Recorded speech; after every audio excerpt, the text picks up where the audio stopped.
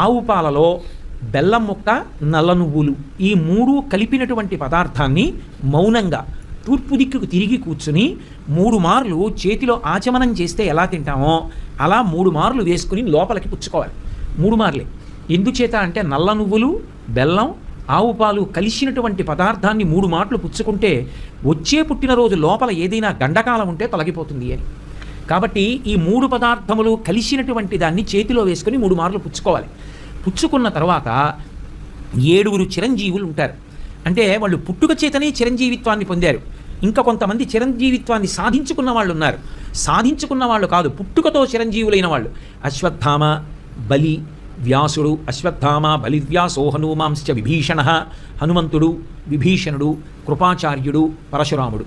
వీళ్ళ 7 కూడా సప్తైతే చిరజీవిన, పుట్టుక తెచ్చి చిరంజీవులు. ఈ 7 పేర్లు మనసులోనన్నా స్మరించాలి, పైకన్నా చెప్పాలి.